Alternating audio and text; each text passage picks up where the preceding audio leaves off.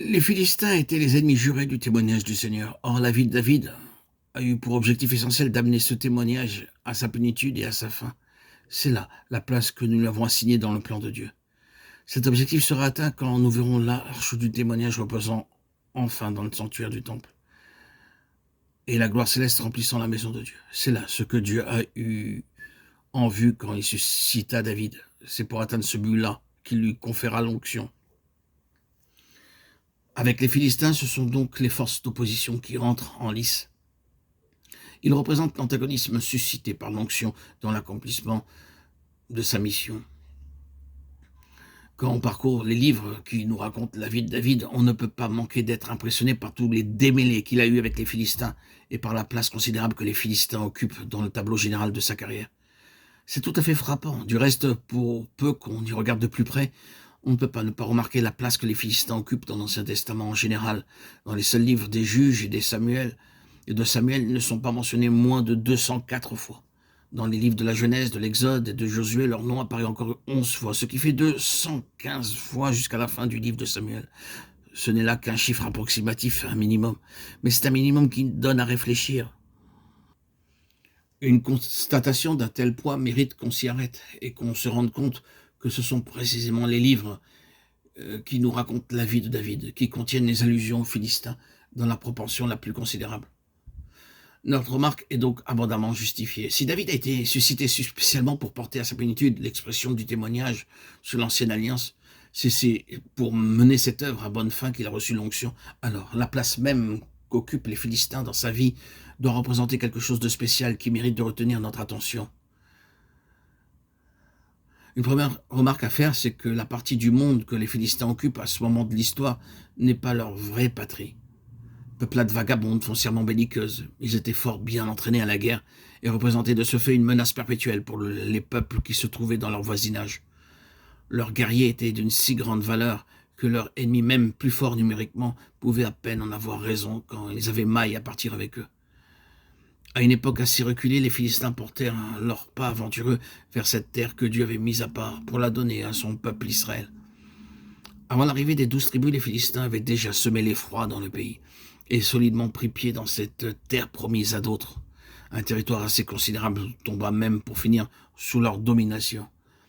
Leur influence, leur puissance, leur prestige étaient tels qu'ils allèrent jusqu'à donner leur nom au pays tout entier. La Palestine est simplement le pays des Philistins. Palestine signifie terre des Philistins, alors qu'elle leur était pas attribuée et qu'elle était l'héritage du peuple d'Israël. Du jour où ils ont mis le pied dans le pays, ils ont laissé quelque chose d'eux-mêmes qui ne s'est pas encore effacé aujourd'hui. Mais voilà que le Seigneur amène son peuple dans le pays d'Israël, disons-nous quelquefois. Mais en dépit de ce titre, en dépit de cette désignation divine, en dépit de ce qui représente ainsi l'intention de Dieu, le plan de Dieu, la pensée de Dieu, nous voyons ce pays prédestiné subir l'empreinte des Philistins. Ils disputent à Israël jusqu'au nom de leur pays. Et entre les deux peuples, c'est une question de titre, c'est une question de nom, en définitive, que va se ramener tout leur antagonisme. À côté de ce premier aspect du problème, il y en a un second. Non seulement les deux peuples vivaient en état d'hostilité quasi permanente, mais les Philistins étaient les ennemis principaux d'Israël. Leur opposition se manifestait en ceci qu'ils cherchaient constamment à faire main basse sur ce qui appartenait au peuple d'Israël, ou à s'immiscer d'une façon ou d'une autre dans leur affaire. Il y a ici une pure question de jalousie.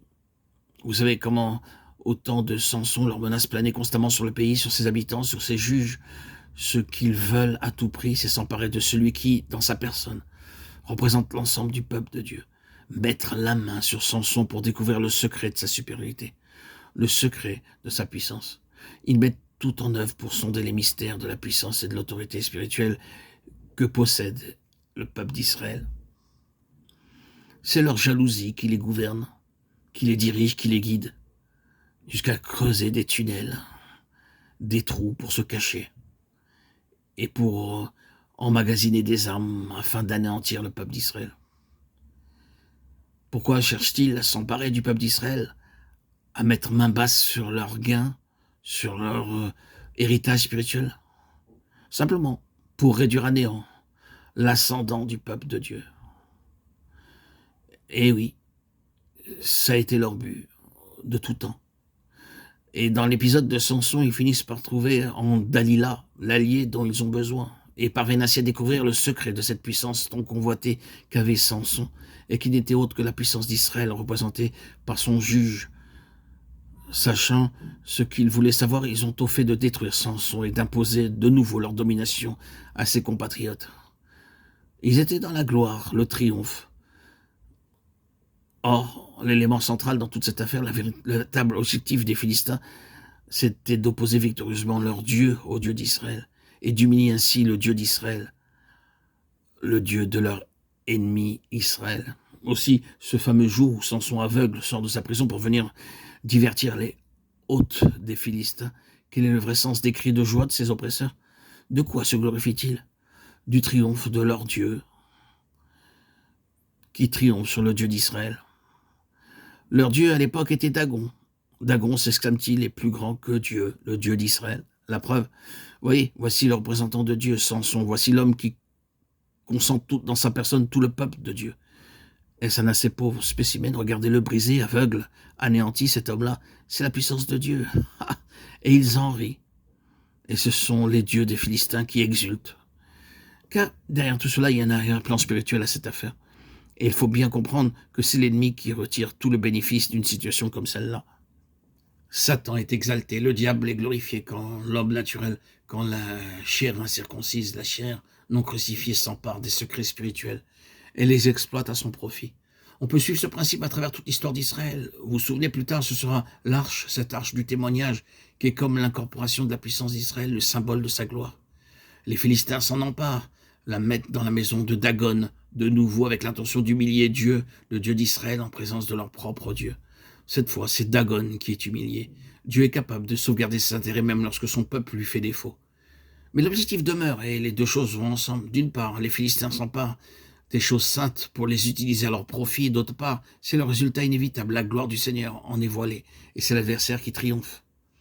Poursuivant leur investigation sacrilège dans les mystères divins, voulant à tout prix entrer en possession de ces secrets spirituels qui les conduiront, espèrent-ils, à une supériorité décisive, les Philistins ouvrent l'arche, regardant dedans et font tout ce qu'ils peuvent pour lui arracher son mystère. Tout cela dans le seul but d'acquérir de la puissance et d'augmenter leur prestige. Vous connaissez bien le résultat, frères et sœurs. De ville en ville, Dieu appesantit sa main sur eux, et l'un après l'autre, l'une après l'autre. Les 5 cités des Philistins sont visitées par le jugement. Telle sera la finalité de tout ce peuple qui s'est acharné à détruire l'héritage d'Israël et à toujours le réduire à moins que rien, alors qu'il est un peuple choisi, élu par Dieu.